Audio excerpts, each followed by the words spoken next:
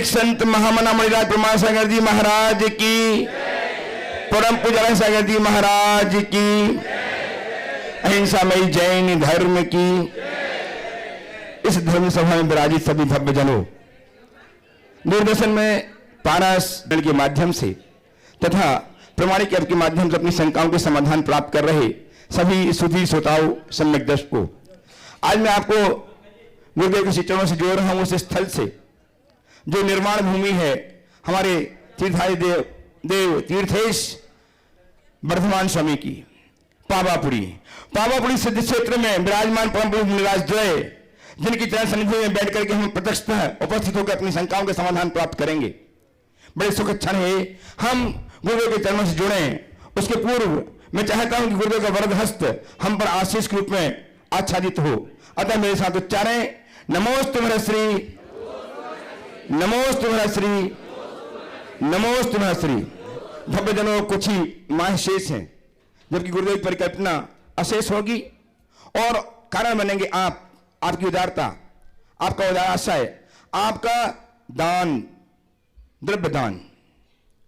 बस आपके इस द्रव्यदान के माध्यम से हम इतनी बड़ी परिकल्पना को पूर्ण करने में सक्षम हो पा रहे हैं। आज भी जिन लोगों ने गुवाहाटी जोड़कर जीवन में धन किया है वे सब साधुवाद के पात्र हैं और मैं आपसे निवेदन करता हूं कि आप भी गुवाहाटी से जुड़ें और अपने जीवन को धन्य करें। आज मैं प्रथम प्रश्न के लिए आमंत्रित कर रहा हूं श्रीमती मीता जी पहाड़िया को, पटना से उपस्थित हों, पहला प्रश्न प्रस्तुत करें और तैयार हैं सुश्री लब्धि जैन हजारीबाग से अपनी मम्मी पापा अरविंद जी एवं पायल जी के साथ। मीता जी पहाड़िया, आप सीखता से माइक पहुंचाने के पास, माइक पहुंचाने। ओम, दो माइक रखो, दोनों तरफ रखो, जो होगा। जिनका नाम ले रहा हूं उनके पास माइक सीख तक पहुंचाने तैयार रहने के लिए कहा जा रहा है। दूसरा माइक पहले से जल्दी दूसरा माइक दे दें, लब्धि जी को दे दें। गुरुवर के चरणों में बार बार नमोस्तु नमोस्तु नमोस्तु। महाराज श्री, जैसा कि जैन धर्म में कहा गया है, हम लोग को कुल का मद या कुछ का मद नहीं करना चाहिए। सात मद होता ना, तो आठ मद होता, उसमें कुछ का हम लोग को अहंकार नहीं करना चाहिए। तो मेरा ये मानना है कि मैंने दोनों कुल अच्छे पाए, ससुराल और पीहर, तो मुझे कभी कभी गर्व होता है। इसके लिए मुझे क्या प्रायश्चित करना चाहिए या मुझे क्या करना चाहिए, थोड़ा सा मार्गदर्शन करें। कुल का मद होना और कुल की गरिमा का भान होना, इसमें बड़ा अंतर। मद अभिमान है जो हमारा पतन कराता है, मद नहीं होना चाहिए। लेकिन अपनी अच्छाइयों की गरिमा का एहसास होना चाहिए और मन में भाव होना चाहिए कि मैंने बहुत दुर्लभता से ये उत्तम कुल पाया है, तो मेरी जिम्मेदारी है कि मैं कुलीन आचरण करूं और अपने इस दामन में कोई दाग न लगने दूं। ये है इसका। तो गर्व मत करो, गुरूर मत करो, गरिमा का भान रखो। आगे। हाँ, सुश्री लब्धि जी जो सुपुत्री है अरविंद जी पायल जी हजारीबाग से, और तैयार हैं श्रीमती संगीता जी अनिल जी सेठी माधुरी जी के साथ हजारीबाग से उपाध्यक्ष गुणायतन। नमोस्तु महाराज जी, मेरा प्रश्न यह है कि हमें धर्म के प्रति इंटरेस्ट चाहिए। बहुत अच्छा सवाल। धर्म के प्रति इंटरेस्ट जगाने के लिए क्या करना चाहिए? सबसे पहली बात, धर्म के बारे में ज़्यादा से ज़्यादा जानने की कोशिश करनी चाहिए। गुरुओं का सानिध्य पाना चाहिए, उनसे प्रेरणा लेनी चाहिए और धर्म की बातों को जब हम समझते हैं, सीखते हैं, तो अपने आप स्वाभाविक रुचि बनती है। हम जैसे लोगों के मध्य रहते हैं वैसी हमारी रुचि बन जाती है। अगर धर्म के प्रति रुचि जगाना है तो धर्मात्मा जनों के संपर्क में रहो और देखो कैसी रुचि जगती है। वैसा साहित्य पढ़ो, सुनो, उसके विषय में अधिक से अधिक जानकारी हासिल करने की कोशिश करो। निश्चित धर्म की रुचि जगेगी और एक बार जब धर्म रुचि जग जाए तो धर्म करने का मज़ा ही अलग होगा। दो तरह से लोग धर्म करते हैं। कुछ लोग वो हैं जो घर वालों के कहने से धर्म करते हैं, ज़्यादातर बच्चे। कई लोग हैं जो अपने पापा के डर के मारे धर्म करते हैं। कई लोग हैं जो दूसरों के कहने पर धर्म करते हैं। कई लोग हैं जो दूसरों के देखा देखी में धर्म करते हैं। इन सब में धर्म करते हैं पर उनको धर्म का जो आनंद मिलना चाहिए वो नहीं मिल पाता। लेकिन जिनके अंतरंग में धर्म की रुचि प्रकट हो जाती है वो धर्म करते नहीं, धर्म को जीते हैं, हर पल उसका रस लेते, आनंद लेते हैं। तो अपनी रुचि को जागृत करनी चाहिए और धर्म को अपने जीवन का परम हितकारी मान करके चलना चाहिए। जब ये रुचि एक बार जग जाए, पाप रुचि मंद हो जाएगी, धर्म रुचि बढ़ जाएगी और रास्ता प्रशस्त होगा। उपस्थित हो श्रीमान अनिल जी, संगीता जी सेठी, वाध्यक्ष गुणायतन अपनी पुत्र बंधु माधुरी जी के साथ हजारीबाग से तैयार हैं श्रीमान एनएल जैन साहब, कोषाध्यक्ष गुणायतन। नमोस्तु महाराज जी। महाराज जी, मेरा ये प्रश्न है कि पुण्य के उदय से भाव बनते हैं या भाव के उदय से पुण्य बनता है?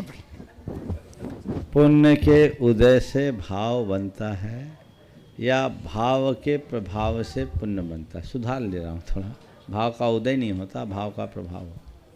पहले तो समझो पुण्य है क्या, पुण्य क्या है, क्या समझते हैं पुण्य को, थोड़ा उत्तर दो। हम भी तो पूछ सकते हैं। भैया कैमरा थोड़ा ऐसे खड़े हो ना कि मैं भी देख। पुण्य क्या है, उत्तर दीजिए। आवाज नहीं आ रही है। पुण्य मैं पूछ रहा हूँ, आवाज आ रही है? नहीं आ रही? आवाज नहीं आ रही। चलो तो फिर लोग सुन कैसे पाएंगे भाई? अब आ रही है? हाँ तो बोलो, क्या था सवाल? पुण्य क्या है? अच्छा काम करना ही पुण्य है। हाँ सुनो, हम लोगों ने पुण्य को एक क्रिया अथवा पुण्य को एक ऐसे तत्व के रूप में मान रखा है जो हमारे जीवन की सब अनुकूलताओं को जन्म देता है। निश्चित पुण्य एक क्रिया भी है, पुण्य एक तत्व भी है, पर सच्चे अर्थों में देखा जाए तो पुण्य एक भाव है जो हमारे अंदर की विशुद्धि है। हमारे हृदय में जितनी प्रबल विशुद्धि होती है उतने पुण्य भाव की वृद्धि होती है, और जितने पुण्य भाव की वृद्धि होती है उतना ही पुण्य का बंध होता है। तो हम अपने पुण्य को प्रगाढ़ बनाना चाहते हैं तो भाव विशुद्धि को बढ़ाने की कोशिश करो। हम क्रियात्मक पुण्य या तत्वरूप पुण्य की तरफ दृष्टि रखने की अपेक्षा भावात्मक पुण्य की तरफ दृष्टि डालेंगे तो हमारे जीवन की धारा ही बदल जाएगी।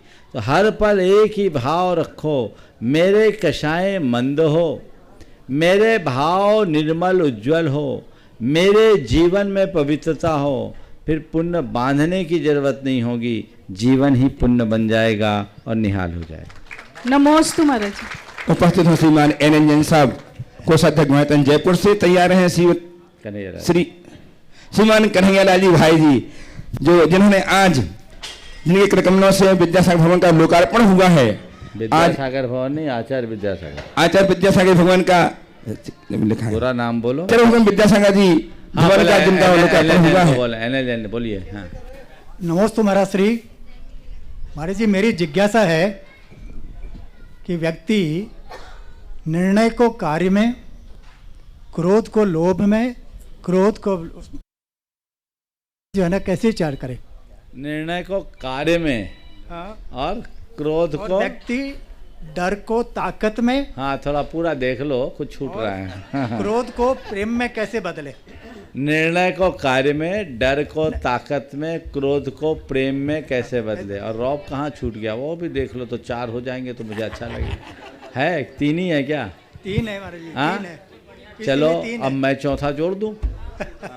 निर्णय को कार्य में, डर को ताकत में, क्रोध को प्रेम में और संशय को श्रद्धा में कैसे बदलें। हो गया? प्रश्न भी बना दूं, अब उत्तर देता हूं। निर्णय को कार्य में बदलने के लिए संकल्प और समर्पण चाहिए। जो हमने डिसीजन लिया उसके प्रति डेडिकेशन और डिटर्मिनेशन होना चाहिए। तो जो भी आपने निर्णय लिया वो निर्णय पक्का निर्णय हो, तो वो निर्णय कार्य में परिवर्तित होगा। दूसरी बात, सूत्रों में ही उत्तर दूंगा क्योंकि बहुत लंबी लाइन दिख रही है मुझे। दूसरी बात, डर को ताकत में।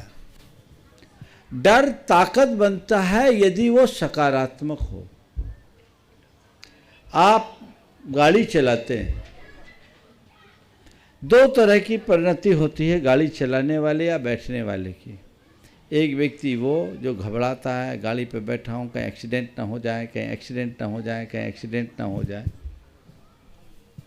वो व्यक्ति निश्चित रूप से एक्सीडेंट करेगा, क्योंकि दिमाग में एक ही बात बैठा हुआ है, ये नकारात्मक आवेग।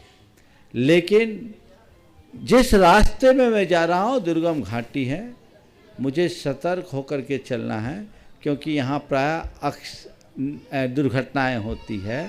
ये दुर्घटना प्रभावित क्षेत्र के रूप में साइन बोर्ड भी लगा हुआ है, मुझे सतर्क होकर के चलना चाहिए।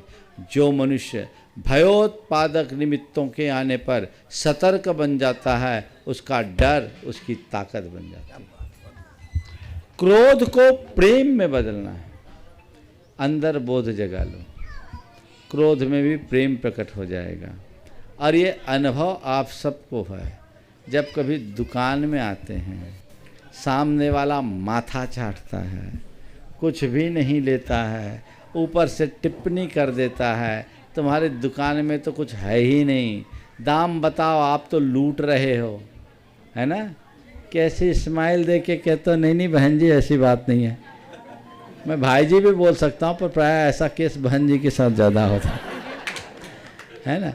आप बिल्कुल आप चिंता मत करिए, मेरा दूसरा माल आने वाला, आप बस दो दिन बाद आइए, आप जैसा चाहेंगे उससे अच्छा मिलेगा। बोलो, तुम्हें लुटेरा बोल दिया, तुम्हारे दुकान में इतना सारा आइटम है, फिर भी कह रहे तुम्हारे दुकान में कुछ है ही नहीं। कितने प्रेम से सुन रहे हो। अगर यही तुम्हारी घरवाली तुम्हें बोले तो शायद उसको घर से ही निकाल दो। क्या हुआ? कहने का तात्पर्य यह है कि जहां मनुष्य के मन में बोध होता है, वहां क्रोध भी प्रेम में परिवर्तित हो जाता है। अपने विवेक को जागृत रखोगे तो क्रोध प्रेम में परिवर्तित हो जाएगा। और संशय को श्रद्धा में परिवर्तित करना, जो मैंने अपनी तरफ से जोड़ा। संशय एक मन की बहुत बड़ी दुर्बलता है, और जो भी संशयग्रस्त होता है वो डामाडोल बना रहता है। उसको श्रद्धा में परिवर्तित करना है तो उसका एक ही तरीका है, हृदय में भगवान का नाम रखो और उसे याद करके आगे बढ़ जाओ। सारा संशय विश्वास में परिवर्तित हो जाएगा। फिर कभी तुम्हारे मन में द्वंद्व नहीं होगा। संकल्प भी एक साथ में होना चाहिए, तो श्रद्धा में परिवर्तित होता है। और मैं अपना एक अनुभव आप सबको बताऊंगा। जब मैं सम्मेद शिखर जी आया पहली बार, मन में बड़ी लगन थी कि मुझे पारसनाथ भगवान की टोंक में जाकर रात भर साधना करनी। मैंने अपने पिछले प्रवासों में कई रात्रियां पारसनाथ भगवान के चरणों में जग कर साधना करके बिताई। जब पहली बार गया तो बैठ तो गया, मुझे कोई कह रहा उठो यहाँ से गड़बड़ हो जाएगा। मन में संशय, बार बार मुझे कोई कह रहा है कि बस उठो उठो उठो उठो, यहाँ गड़बड़ हो जाएगा। अब सम्मेद शिखर जी के प्रति मन में धारणा, ये पवित्रतम क्षेत्र, शाश्वत तीर्थ, और उसके बारे में बहुत सारी बातें सुन रखी थी। एकांत अकेला टोंक पर, मैं एक ब्रह्मचारी थे तो थोड़ी दूर पर थे और कोई नहीं, और उससे पहले पारसनाथ टोंक पर रहते थे।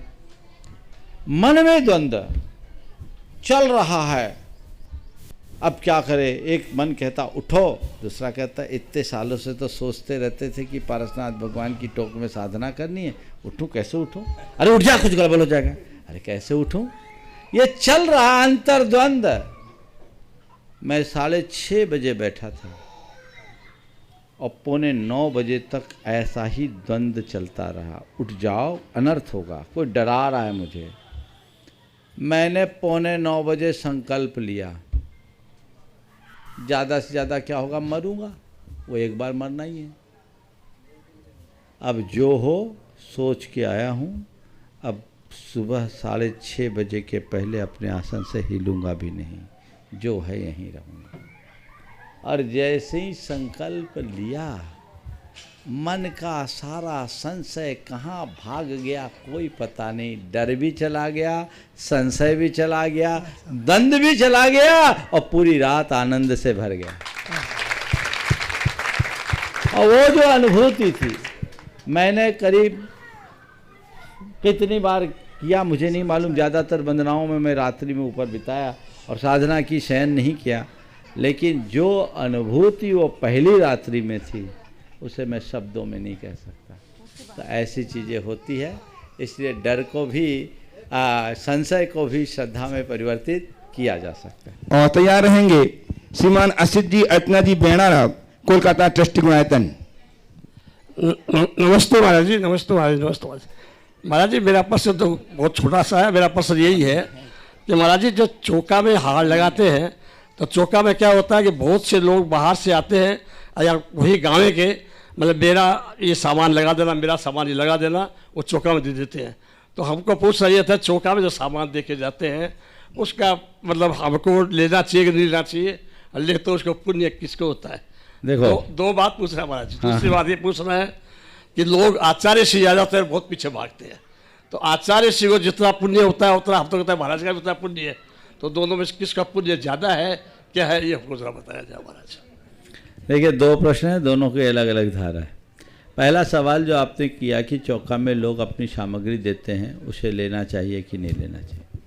देखिए, आहार दान देने की सबकी भावना होती है। लोग सोचते हैं कि मेरा कुछ द्रव्य लग जाए, हम आहार दे रहे हैं, मन शुद्धि, वचन शुद्धि, काय शुद्धि, आहार जल शुद्ध है, बोल तो रहे अपना क्या दिए। इस भाव से लोग देना चाहते हैं। देने का भाव देने वाले को रखना चाहिए, पर लेना नहीं चाहिए। लेना नहीं चाहिए, सुनो पूरी बात, क्योंकि जितना माल उनका लोगे उतना पुण्य तुम्हारा घटेगा, क्योंकि तुम्हारा द्रव्य घट गया, उसका द्रव्य लग गया। समझ गए? तो आप अपना द्रव्य दोगे तो पूरा पुण्य आपके खाते में। अब दूसरे का ले लिए तो उतना शेयर उसका चला गया। तो अपनी इक्विटी को 100% अपने पास रहने दो, दूसरों को मत दो। लेकिन वहीं आ गए महाराज, लोगों का बड़ा आग्रह होता है। अब नहीं, सुनो तो वहीं तो आ रहा हूँ, ले बहुत भाव होता है। ठीक है, अगले का द्रव्य लगे, बहुत आग्रह है, तो उससे बोलो महाराज के लिए दोगे तो हम नहीं लेंगे। क्यों? पक्का नहीं महाराज आए या नहीं आए। चौके के लिए दो तो चौका मेरा है, हम अपने लिए ले रहे हैं, महाराज आएंगे तो उनको भी देंगे, नहीं तो हम खाएंगे। और एक बहुत नॉमिनल, ये मान के चलो कि तुम जितना उनसे लोगे उतना तुम्हारा घाटा है, उसको फायदा है। तुम्हारा मन रखने के लिए हम एक टोकन में कुछ ले रहे हैं, ये व्यवस्था होनी चाहिए। अरे उत्तम तो ये दूसरे के चौके में क्यों दो, खुद का चौका लगा के दो ना। रुपया पैसा थोड़ी आहार दिया जाता है। मेहनत करो, पसीना बहाओ। तुम लोगों का तो ये हाल है कि धोती भी कमेटी की पहनते हो, वो भी तुम्हारी अपनी नहीं। क्या पुण्य आएगा तुम्हारा? अपना द्रव्य अपने हाथों से बना करके देने में ही पुण्य विशेष है। अब ऐसा महाराज नहीं है तो ठीक है, इस तरीके से दिया जा सकता है, आपस में बात व्यवहार करके दिया जा सकता है। चौके के लिए दीजिए, आप लोगों का एक दूसरे के साथ लेन देन होता, उसमें अपना कुछ शेयरिंग कर लीजिए। और ये सब नहीं लेता चौका वाला, हमको आहार देने का लाभ मिला है, हमारा कुछ दान होना चाहिए, कुछ समझ में नहीं आ रहा है तो मंदिर के गुल्लक में डाल दो, कुछ दान अपना कर दो, ये व्यवस्था है। पर दूसरों से लेके तुम मत डालो गुल्लक में, तुम खुद डायरेक्ट डालो गुल्लक में। आपको अगर कोई देता है तो देने में दोष नहीं है, लेकिन ये ऐसा नहीं होना चाहिए कि सब लोग देते जाए, लोग परेशान भी हो जाते हैं। कई लोग तो बिना बताए छोड़ के चले जाते हैं, ऐसा नहीं। सानुरोध निवेदन पूर्वक अपनी सामग्री सामने वाले को देना चाहिए। और कभी भी दो तो महाराज के लिए बोलकर दो मत, और दे तो लो मत। चौके के लिए स्वीकार किया जा सकता है। दूसरा सवाल क्या था?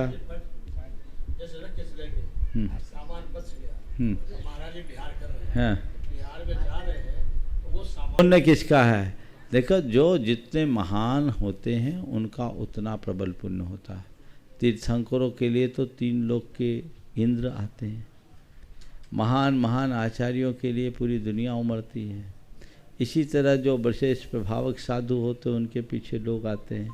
तो ये उनके रत्नत्रय का प्रताप और पुण्य का प्रताप दोनों का समवेत रूप है, जो प्रभाव डालता है। किसी के बुलाने से कोई नहीं आता, आदमी अपने आप खींच के चला आता है। वो पुण्य खींचता है, वो प्रताप खींचता है। अब आपने पूछा किनका पुण्य ज़्यादा है, मैं तो कहूँ जिनको दोनों का समागम मिलता है उनका पुण्य ज़्यादा है, समझ गए। और जो दोनों की सेवा करते हैं उनका पुण्य बंध भी ज़्यादा है। चलिए उपस्थित हों श्रीमद आशीष जी, अर्चना जी, बेनाड़ा कोलकाता ट्रस्टी गुणायतन, और तैयार रहें श्रीमती लता जी गंगवाल, गुरु भक्त, मंत्री गुणायतन, ट्रस्टी गुणायतन, गया। दोस्तों महाराज जी सची इंद्राणी एक तरफ तो संसार का विच्छेद कर रखी है और दूसरी तरफ वो स्त्री पर्याय मिथ्यात्व तो उसका छूटा नहीं, तो ये कैसे संभव है? पहले बोलो कि सची इंद्राणी ने संसार का विच्छेद कब किया? एक भवातारी है वो। अभी विच्छेद कर दिया क्या? स्त्री में इतनी ताकत, ये उदाहरण बहुत अच्छा है कि स्त्री में इतनी ताकत है, इतनी ताकत है कि तद्भव में नहीं पर अनंतर भव में मोक्ष जा सकती है, बशर्ते उसके हृदय में सची जैसी श्रद्धा और भक्ति प्रकट हो जाए। समझ गया? और ऐसा केवल सची के साथ नहीं होता। कोई भी स्त्री आज अगर मनुष्य है और रत्नत्रय को अपनी भूमिकानुरूप आर्यिका व्रत या अन्य व्रतों को धारण कर लिया, सम्यक दर्शन को प्राप्त कर लिया, तो भवांतर में मनुष्य होकर मुनि बनकर मोक्ष भी जा सकती। सचियाँ तो सीमित है, उनका पक्का है। स्त्रियों में एक सची है, पर इसके अलावा और कितने एक भवावतारी हैं। सग्गो सहग्ग महसी सलोगपालाय दक्षिणेंदाय। समझ गए? तो शक्र इंद्र, उसकी अग्र महसी, उसके सारे लोकपाल और दक्षिणेंद्र, ये सब एक भवावतारी होते हैं। तीर्थंकरों के माता पिता भी भवांतर में मोक्ष जाते हैं। तो ये तो योग्यता को दर्शाता है। धर्म को धारने वाले का कल्याण पक्के तौर पर होता है, इसलिए भूमिका अनुरूप हमें धर्म धारण करना चाहिए।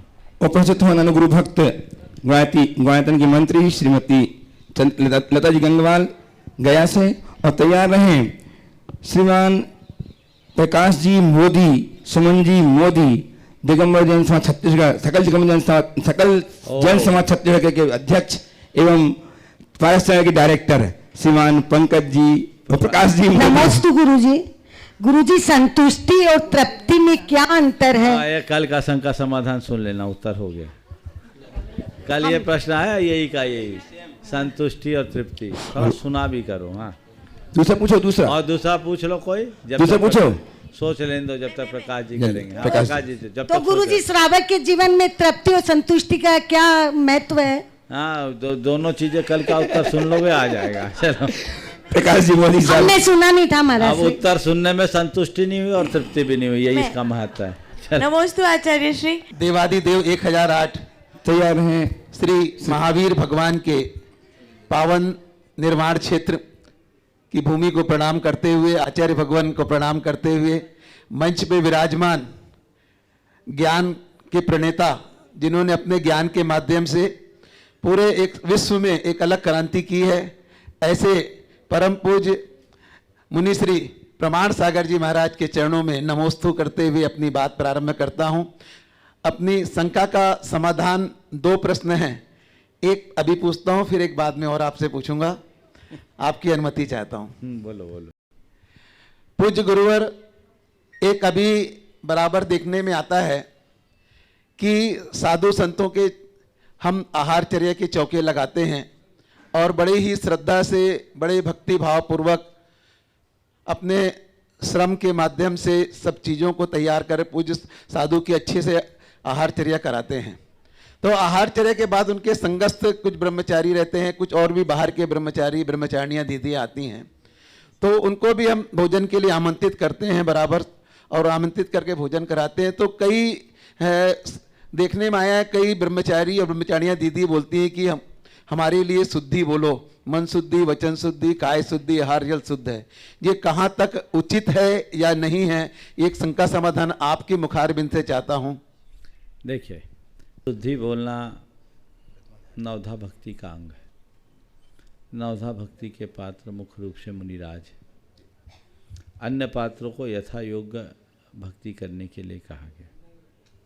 गृहस्थ आम जो व्रती श्रावक हैं, 7 प्रतिमा से नीचे हैं, उनको पूर्ण शुद्धि बोलने का कोई विधान नहीं है।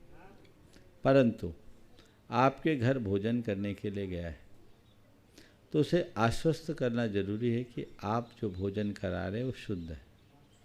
इसलिए उनसे ये निवेदन करके भोजन का अनुरोध करना चाहिए कि आहार जल शुद्ध है, आप भोजन ग्रहण कीजिए। मन शुद्धि, वचन शुद्धि, काय शुद्धि बोलने की कोई आवश्यकता नहीं है। अन्यथा फिर तो आपको उनकी पूजा भी करो, पाद प्रक्षाल भी करो, परिक्रमा भी करो, फिर मुनि बना दो, फिर बचा क्या। ये चीज़ें ठीक नहीं हैं। ये जो व्यवस्था है उसी के अनुरूप कार्य करना चाहिए और उसको उसी सीमा में रखना चाहिए। देखिए, साधु का चौका लगता है गुरुदेव, तो उसके बावजूद भी हम आमंत्रित करके आके बोलते भी हैं कि भोजन शुद्ध है, भैया आहार जी, जल या शुद्ध दीदी है। ग्रहण कर, दीदी आहार जल शुद्ध है बोलना ठीक है जी। हम लोग ब्रह्मचारी थे, हमारे 7 प्रतिमा थी जी हम लोग शुद्धि नहीं बुलवाते जी। आहार जल शुद्ध है बोलना ही पर्याप्त रहता था। और कई जगह इतना देखने ही में आया बोलते है थे। कि कई जगह अब जहाँ देखने में आया उनसे बात करना। अपना दूसरा सवाल पूछ सकते हैं। नमस्ते। दूसरा भी है। हाँ, पूज्य गुरुदेव, एक और सम्यक दर्शन का प्रभावना के अंग के बारे में कुछ पूछना चाहूँगा आपसे मैं कि भाटापारा में 2014 से आदिनाथ जयंती मनाई जा रही है। 8 साल लगातार हो गए आदिनाथ जयंती मनाते हुए। क्योंकि मैं एक बार जैन समाज की ओर से बोलने के लिए लंदन गया हुआ था, वहाँ पे श्रीलंका गया हुआ था, तो वहाँ पे सभी धर्मों के बारे में बोला जा रहा था और वहाँ पर हमेशा जो भगवान जैन धर्म का उदय वो बुद्ध के समकालीन बताया गया था कि बुद्ध के समकालीन भगवान महावीर के समय आदिनाथ का भगवान महावीर से उस समय से जैन धर्म की शुरू हुआ है करके। तो उसके बाद मैंने वहाँ पे बोला था। उसके बाद से मैंने महाराज श्री से निवेदन किया था, आचार्य श्री से भी चर्चा की थी और ज्ञानमती माता जी सबसे आशीर्वाद लेकर के मैंने वहाँ पे आदिनाथ जयंती प्रारंभ की थी। मूल नायक हमारे आदिनाथ भगवान हैं। तो आदिनाथ भगवान के प्रभावना के अंग में हम पूरा नगर, बहुत विशाल रस है, वो रथ को निकालते हैं और उस रथ में मतलब एक ऐसा देखने में आता है कि और होता है कि सभी समाज स्वमेव होकर के, चाहे हिंदू हो, मुस्लिम हो, सिख हो, ईसाई हो, सभी लोग अपनी जो धर्म की उनकी प्रक्रिया है उसके हिसाब से रथ को खींचते हैं, रथ पे आके अपने हिसाब से पूजा अर्चना करते हैं। तो वहाँ पे अगर नगर में कोई साधु विराजमान है तो क्या वो साधु को उस रथ यात्रा में आना चाहिए कि नहीं आना चाहिए? बराबर उनके निवेदन किया गया, लगातार 10 दिन से भी निवेदन किया गया, तो उसमें क्या बोलना चाहिए? ये बहुत अच्छा कार्य है। धर्म प्रभावना के लिए रथ यात्रा आदि को विशेष अंग के रूप में माना गया है और हमें हर स्तर पर धर्म प्रभावना करना चाहिए। केवल एक दिन के लिए धर्म प्रभावना नहीं, जब मौका मिल जाए तब धर्म प्रभावना करना चाहिए। और मैं इस बात के लिए आपको और आपके ही साथ उन सब तमाम चैनल वालों को आशीर्वाद दूंगा कि ये धर्म प्रभावना के अंग के रूप में ही सारा कार्य हो रहा है। इससे धर्म का तत्व वहाँ तक पहुँच गया जहाँ मुनियों का प्रवेश असंभव था। तो ये बहुत अच्छा कार्य है। इसके लिए मैं शुरुआत चूँकि पारस चैनल से हुई, मैं पारस चैनल और पारस चैनल के डायरेक्टर होने के नाते इसके लिए बहुत बहुत आशीर्वाद और साधुवाद देता हूँ। जहाँ तक सवाल है धर्म प्रभावना का, तो कोई भी मौका है, श्रावक और साधु दोनों को धर्म प्रभावना में सहायक होना चाहिए। अब रहा सवाल उत्सव का, तो उत्सव आदि में साधु सम्मिलित तो हो या ना हो, ये साधु की खुद की सोच पर निर्भर करता है। अगर साधु को लगता है कि इस कार्य में धर्म की प्रभावना है और श्रावकों का अनुरोध है तो उन्हें जरूर सम्मिलित होना चाहिए। अब अगर कभी किसी साधु की अपनी कोई अनुकूलता नहीं है, स्वास्थ्य की या अन्य कोई, या उन्हें उसकी उपयोगिता कम दिखाई पड़ती है, तो इसलिए यदि क्वचित कदाचित वो उसमें सम्मिलित न हो तो इस पर सवाल उठाना ठीक बात नहीं है। हमें उन्हीं जैसी चर्या में यह चित्त सदा अनुरक्त रहे की बात होनी चाहिए। कई बार हम लोगों के साथ भी होता है, बड़े बड़े उत्सव होते हैं, प्रवचन आदि के कार्यक्रम होते हैं, उसमें हम लोगों का एग्जर्शन ओवर हो चुका होता है, अन्य कोई कार्य आते हैं। तो ऐसा भी 1-2 बार मेरे साथ भी हुआ। समाज ने जुलूस निकाला, भैया जुलूस आपका बहुत लंबा है, बड़ा है, मैं बस शुरुआत में थोड़ी देर रह पाऊँगा, बाकी नहीं रह पाऊँगा, आप लोग कर लीजिए, या जो टाइम शेड्यूल है वो हमारे अनुकूल नहीं है तो एडजस्ट किया जा सकता है। पर इस बात को लेकर के वो महाराज शामिल नहीं हुए। मुझे नहीं मालूम आप कौन से महाराज की बात कर रहे हो, लेकिन कहीं किसी भी साथ हो सकता कल कभी प्रमाण सागर तुम्हारे भाटा पर आए तो मेरे साथ भी हो सकता है, इसलिए किसी की भी बात कर सकते हो। तो उसको लेकर के उनकी प्रभावना में रुचि नहीं है, ये कहना मुझे कम जचता है। सामने वाले की भावना क्या है ये देखो, और हाँ यदि इन सब चीज़ों को औचित्य विहीन बताए, इनका निषेध करे, लोगों को हतोत्साहित करे, तो ये बात सोचनी।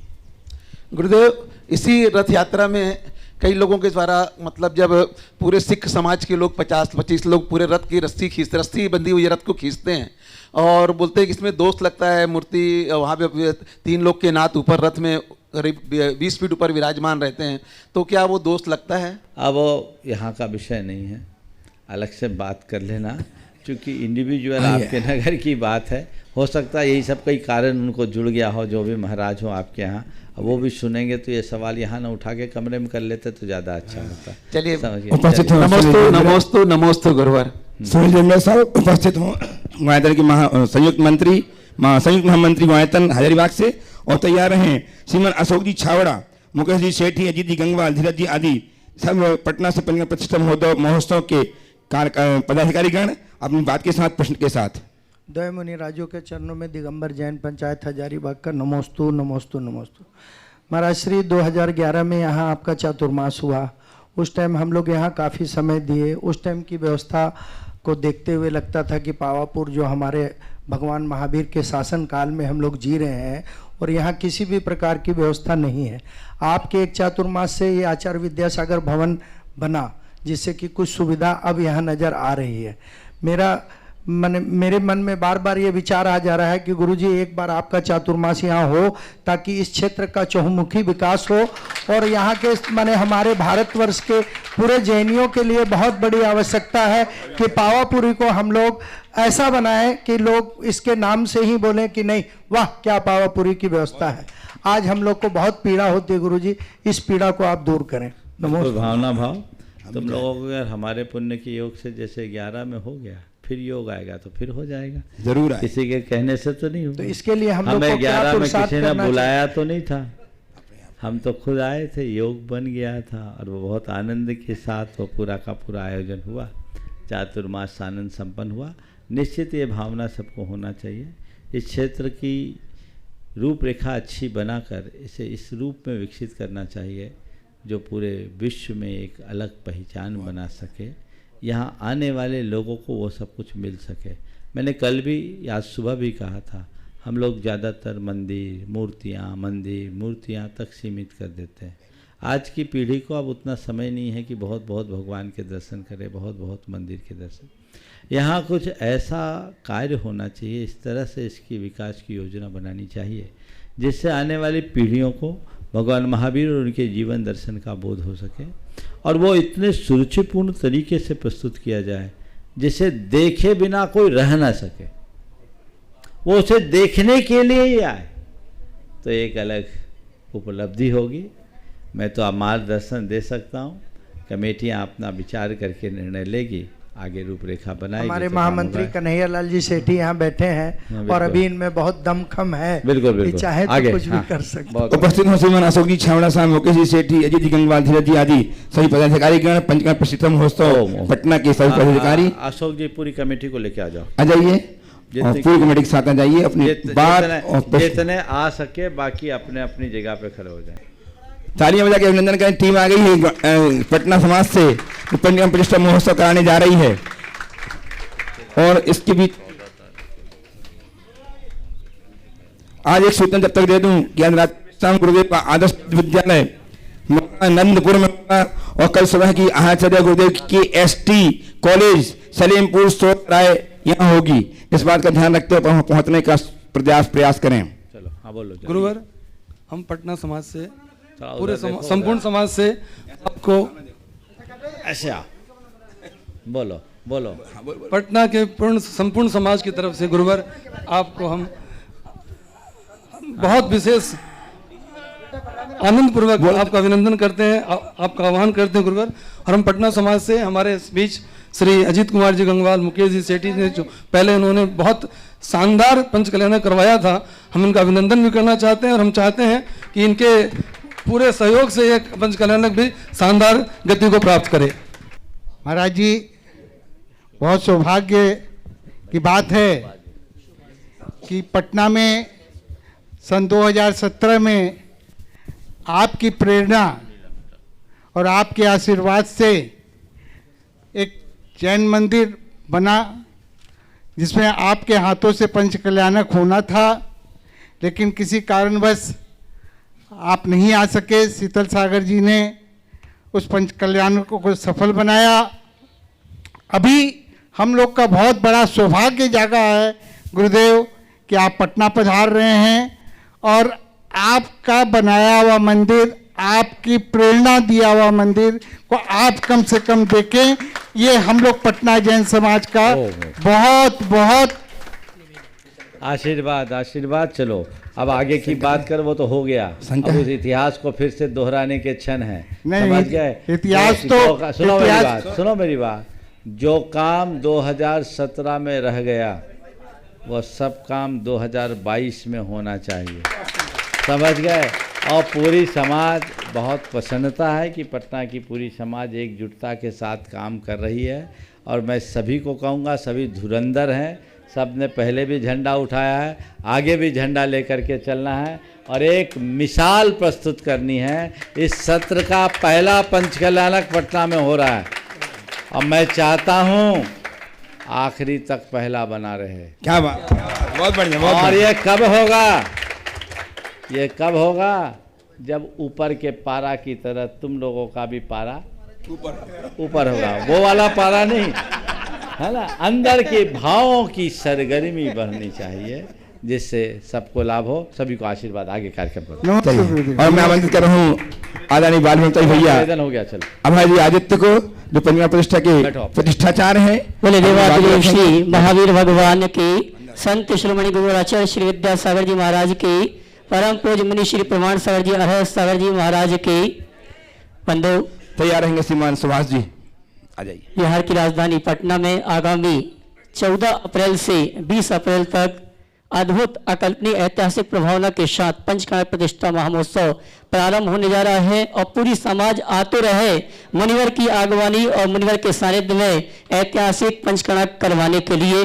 मैं चाहूँगा कि आगामी 14 अप्रैल से 20 अप्रैल तक जो कार्यक्रम है ये अपने आप में महत्वपूर्ण है, लेकिन पटना दिगंबर जैन समाज को एक सौभाग्य मिल रहा है। परम पूज्य मुनिवर प्रमाण सागर जी महाराज का 35वां मुनि दीक्षा महामहोत्सव मनाने का सौभाग्य पूरे भारतवर्ष का, पूरे विश्व की ओर से प्रतिनिधित्व करने का सौभाग्य प्राप्त हो रहा है। और पंचकल्याणक प्रतिष्ठा महोत्सव का ध्वजारोहण का आगाज ध्वजारोहण के माध्यम से शुभारंभ होगा। और मैं आपको ये कहना चाहूंगा, संभावित अभी कोई निश्चित नहीं है, पूरी अनुकूलता अगर गुरुवर की बनी रही तो हो सकता है 8 तारीख को मुनिवर का पटना नगर में प्रवेश का कार्यक्रम हो सकता है। उत्साह उमंग के साथ फर्स्ट इंप्रेशन ऐसा होना चाहिए कि लोगों को लगे कि मुनिवर की आगवानी अगर किसी ने करवाई है तो पटना दिगंबर जैन समाज ने करवाई है। बस इतना ही कहना चाहूंगा समस्त पटना दिगंबर जैन समाज को।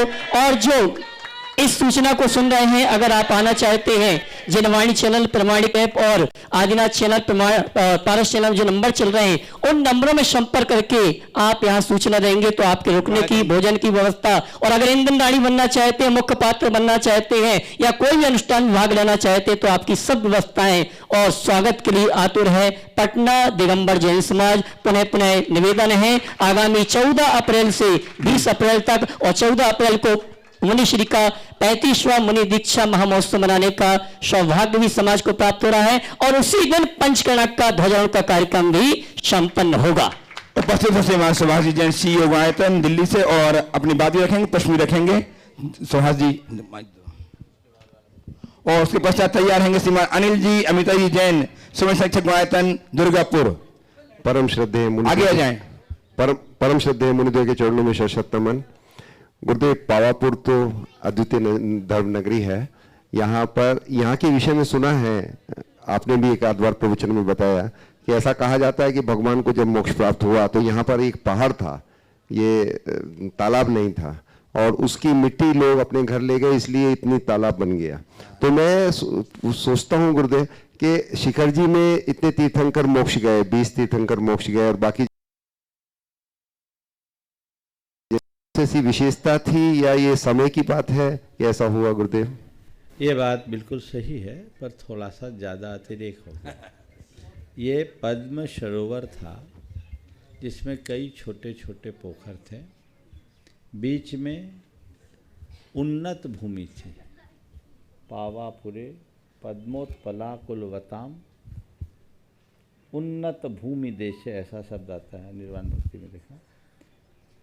तो वो उन्नत भूमि यानी एक टीला नुमा जगह थी, पहाड़ नहीं था, चारों तरफ पानी था। हाँ बताओ। आचार्य पूज्यपाद ने पद्म वन नदी दीर्घ काकुल विविध ध्रुम खंड मंडिते रम्य पावन, ये नहीं, पद्मोत्पला कुलवताम सरसाम ही मध्य पावा पुरश्च बहिरुन्नत भूमि देशे, पावा पुरश्च बहिरुन्नत भूमि देशे पद्मोत्पला कुलवताम सरसाम ही मध्य श्री वर्धमान जिनदेव इति प्रतीतो निर्वाण माप भगवान प्रविधूत पापमा। तो पावापुर रूप नगरी के बाहर एक उन्नत भूमि देश से जो ऊंचा भूमि थी, और पद्मोत्पला कुलवताम सरसाम ही मध्य, जहाँ बहुत सारे कमल खिले थे, ऐसे सरोवरों के मध्य में एक ऊंची भूमि थी।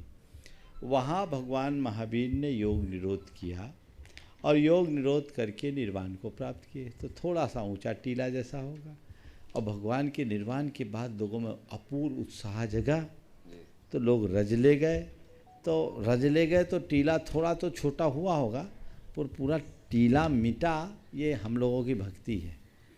पर लोग रज लेकर अपने आप को धन्य किए, बाद में उस भूमि को भी सरोवर में मिलाकर के बृहद सरोवर का स्वरूप दिया गया है, ऐसा समझना। सम्मेद शिखर में भी निर्वाण हुआ, पर वहाँ ऐसा नहीं हुआ। ऐसा इसलिए नहीं हुआ कि वो हमारी अप्रोच से बाहर थे।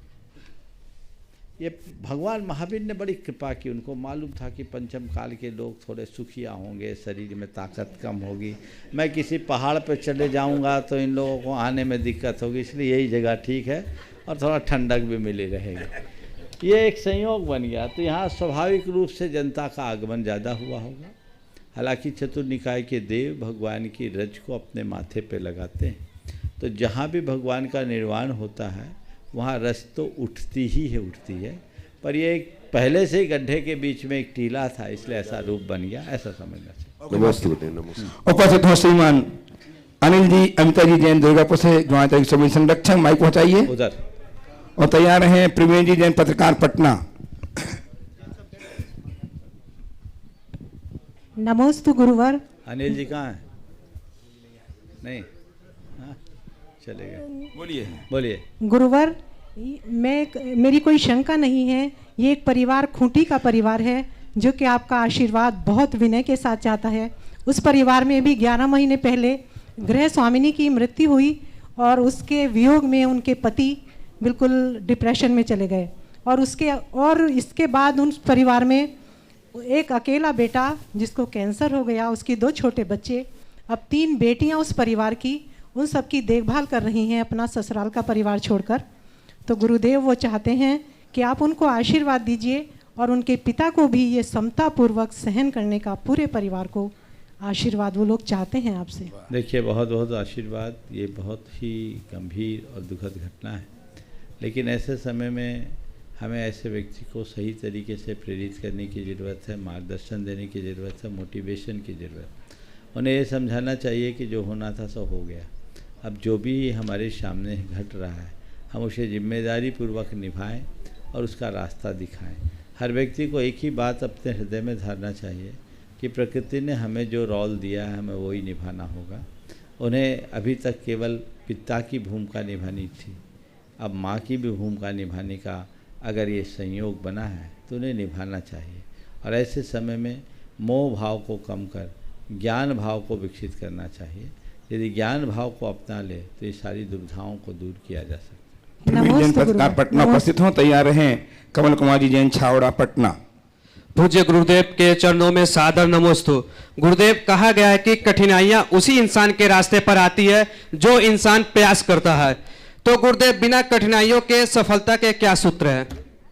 बिना कठिनाई के सफलता के सूत्र चाहो तो आराम से जाना चाहो वो अल्पकालिक सफलता होगी। अरे हमारा जन्म ही कठिनाई से हुआ है तो सफलता कैसे है? हमने प्रसव की पीड़ा सही है, 9 महीने तक अंग को संकुचित रखा है तब जन्मे। इसलिए जो व्यक्ति कठिनाइयों से घबराते हैं वो जीवन में कभी सफलता का मुख नहीं देख सकते। नमोस्तु गुरुदेव। हाँ, कमल कुमार जी छावड़ा पटना से प्रस्तुत और तैयार हैं आयुष मुकेश जैन नवादा। नमोस्तु महाराश्री। महाराश्री, मान स्तंभ और कृति स्तंभ में क्या अंतर है? हाँ, मान स्तंभ और कृति स्तंभ में क्या अंतर? अच्छे से बोलना, कैमरा में मत घुसना। मान स्तंभ जो अपने मंदिर के अंदर में होता है और कृत्रिम स्तंभ जो बन रहे हैं अभी। कृत्रिम स्तंभ नहीं, कीर्ति स्तंभ। कीर्ति, उसमें क्या अंतर? मानस स्तंभ एक पूजनीय स्थल होता है और उसमें भगवान विराजमान होते हैं। मानस स्तंभ भगवान के सम्मुख ही होता है। ये समोसरन के मानस स्तंभ का द्योतक होता है। लेकिन कीर्ति स्तंभ हमारे किसी महान आत्मा के जीवन काल में किए गए क्रियाकलापों को याद रखते हुए उसकी स्थायी स्मृति बनाए रखने की भावना से, जिससे जैन धर्म और शमन संस्कृति की गौरव गाथा युग युगांतरों तक लोग जान सके, इस भाव से कीर्ति स्तंभ बनाया जाता है। कीर्ति स्तंभ पूजनीय नहीं होता, मानस स्तंभ पूजनीय होता है। लेकिन कीर्ति स्तंभ एक बड़ा स्मारक है, हमारा एक बड़ा मानूमेंट है, जिससे हम युग युगांतरों तक धर्म का संदेश लोगों तक पहुंचा सकते हैं। उपस्थित हैं आयुष जी मुकेश जी जैन नवादा और तैयार हैं श्रीमान प्रदीप जी बाजात्या मीठापुर पटना। नमोस्तु महाराष्ट्री। महाराष्ट्री, मेरा प्रश्न यह है कि हमारे यहाँ दशकों से महावीर जयंती के समय भगवान के रथ को खींचने के लिए बैल का इस्तेमाल किया जाता है। जीव दया की दृष्टि से ऐसा करना उचित है क्या? अरे इस बार तुम लोग पहल करना, सब जवान जुट जाना, अपने आप हो जाएगा। अतिरिक्त उपाय क्या है? हाँ, इसका अतिरिक्त उपाय दूसरा चीज मतलब यही उपाय है कि हम लोग खुद खींच जाए, मानव रथ बनाए, भगवान के रथ को। वो सही रहेगा ना? ज़्यादा अच्छा रहेगा। मैं एक जगह था, वहाँ बैल रखे और बैलों के ऊपर भी लगा, बैल भी ऐसे ही दिख रहे थे और बेचारे बिदक भी रहे थे। हमने कहा हमारे सानिध्य में रथ निकालना है तो हटाओ, बैलों को गुड़ खिलाओ, लड्डू खिलाओ। मैंने बैलों को तो खिलाने पिलाने भेज दिया और सब जवानों से कहा रे त्रिलोकीनाथ के रथ खींचने का सौभाग्य मिल रहा है। सब लग गए और उस दिन का दिन है कि अब हर वर्ष वो लोग वैसे ही करते हैं। चलिए आइए समय अच्छा होगा जब मैं सुनूंगा कि इस बार नवादा के युवकों ने ये काम किया है और वहाँ के बड़े बुजुर्ग भी यहाँ सुन रहे होंगे, नहीं तो शाम तक सुन ही लेंगे। इस बार प्रयास करो कि बैल नहीं, हम खुद भगवान का रथ खींचेंगे। समझ गए? और हमने तो एक बार जयपुर से महावीर जी तक रथ यात्रा कराई, वो हाथ से ही खींच कर ले थे और कोविड के कारण स्थगित कर दी, नहीं तो काशी से सम्मेत शिखर, जन्मभूमि से निर्वाण भूमि तक रथ आना था, जिसे लोगों को हाथों से खींचना था। वो संयोग बदल गया, फिर कभी संयोग बनेगा। तो ऐसा रथ यात्राएं होती है और रथ हमें अपने हाथों से ही खींचना चाहिए, उसका आनंद अलग है। धन्यवाद महाराज। प्रदीप जी बाजात्या उपस्थित हों पटना से और तैयार हैं श्री हर्ष जैन पटना। गुरुदेव के चरणों में नमोस्तु नमोस्तु नमोस्तु। गुरुदेव, मेरी कोई शंका नहीं, आज मेरी एक जिज्ञासा है जो संयोग से कमल जी ने जो प्रश्न पूछा उससे मिलती जुलती है। मैं ये जानना चाहता हूँ कि मान स्तंभ जो हमारे होते हैं उसमें कौन से भगवान की प्रतिमा होती है जो चारों दिशाओं में विराजमान होती है? मान स्तंभ में अरहत प्रतिमा का विधान, तीर्थंकरों की नहीं होती है। अरहंत भगवान की प्रतिमा है, ऐसा लिखा है, पर कई जगह जो मूल नायक होते हैं उन्हीं भगवान की प्रतिमा विराजमान कर देते। अगला नमस्ते। उपस्थित हो श्री हर्ष जैन हर्ष जी और तैयार हैं श्री कमल जी पटना से। कमल जी द्वितीय तो वही हो हो गया एक कमल। नेहा जी पटना से उपस्थित हैं, तैयार हैं। गुरुदेव, मेरा प्रश्न ये है कि मुझे पढ़ाई और धर्म दोनों का शौक है, तो ऐसा कौन सा उपाय है जिससे मैं दोनों को अच्छे से कर सकूं? पढ़ाई के समय पढ़ाई करो, धर्म के समय धर्म करो। मन लगा के पढ़ लो ताकि फालतू समय न जाए, और जो समय बचे उसको धर्म में लगा दो, और अधर्म न करूं इसके लिए संकल्पित हो जाओ। नेहा जी उपस्थित हो पटना से ही।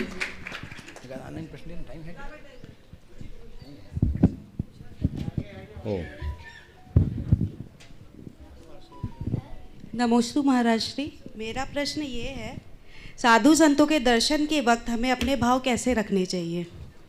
साधु संतों के दर्शन करते समय अपने भाव कैसे रखने चाहिए?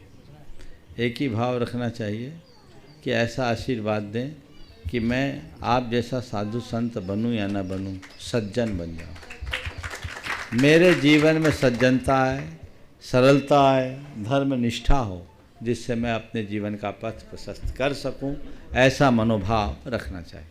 पुनः सूचना, आज का रात्रि शाम गुरुदेव का आदर्श मध्य विद्यालय महानंदपुर में होगा और कल समय की आहारचर्या एवं शंका समाधान, संभावित शंका समाधान KST कॉलेज सलेमपुर सोसराय सुनिश्चित KST कॉलेज सलेमपुर में कल का शंका समाधान एवं आहारचर्या होगी। ठीक है, 3 बजे कल शंका समाधान होगा और 14 तारीख को परम पूज्य गुरुदेव का 35वां दीक्षा दिवस महोत्सव, जिसमें आपकी सन्निधि आपके जीवन को कल्याण करने वाली होगी। आप उपस्थित होंगे, आप कल्याण का मार्ग प्रशस्त कर पाएंगे। इस बात का ध्यान रखते हुए गुरु चरणों में 14 तारीख को पहुंचे पटना में। उसी दिन पटना नगर में ही पंचकला प्रतिष्ठा महोत्सव का शुभारंभ होगा 14 तारीख को। और हाँ, जैसा अभी आप सबको पटना के पंचकल्याण की जानकारी दी जा रही है, मैं अंतिम आशीर्वाद के रूप में ये कहना चाहूँगा। अभी 2 दिन का ये प्रवास इस तीर्थराज पर हुआ, पावापुरी तीर्थराज, बहुत सारे लोगों ने लाभ लिया। हमारे हृदय में एक ही बात होनी चाहिए तीर्थों के दर्शन से, वह है कि तीर्थ दर्शन से हमारी धर्म श्रद्धा में प्रगाढ़ता है। हम अपने आप को ऊर्जावान बनाएं और अतिरिक्त ऊर्जा लेकर तीर्थंकर भगवंतों के आदर्शों के अनुरूप अपना जीवन जी सके, तो ये हमारे लिए सार्थक होगा। आप सब लोग जो बिहार के लोग हैं, इनका ये सौभाग्य है कि ऐसे राज्य में आपने जन्म लिया जहाँ भगवान महावीर ने जन्म भी पाया और निर्वाण भी पाया। और ऐसे देखा जाए तो अविभाजित बिहार की दृष्टि से सारे 24 तीर्थंकरों में से 20 तीर्थंकर और चंपापुर और पावापुर को जोड़ लें तो 22 पर आपका अधिकार है। ऐसी जगह में हमारी भावना निरंतर प्रबल बनी रहनी चाहिए और ऐसा धर्म भाव जीवन में दिखना चाहिए जो हमें तो बदले ही औरों को भी प्रेरणा बन सके, जीवन में बदलाव आ सके। पटना वाले पंचकल्याण की तैयारी में पूरी तरह से जुटे हुए हैं। ये तैयारी बहुत अच्छी होनी चाहिए, पूरी समाज में एकजुटता दिखनी चाहिए, एक मिसाल बननी चाहिए कि बिहार की राजधानी में ये जो पंचकल्याण का वो भी जिसकी शुरुआत भगवान महावीर की जयंती से हो रही है, तो उसमें ऐसा दिखे कि पूरे देश में एक अच्छा संदेश जाए और लोगों को भगवान महावीर की गौरव और गरिमा का बोध हो सके।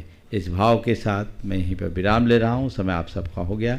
बोलिए परम पूज्य आचार्य गुरुवर श्री विद्यासागर जी। जय जय जय। परम पूज्य महामना मुनिराज प्रमासागर जी महाराज की, परम पूज्य सागर जी महाराज की।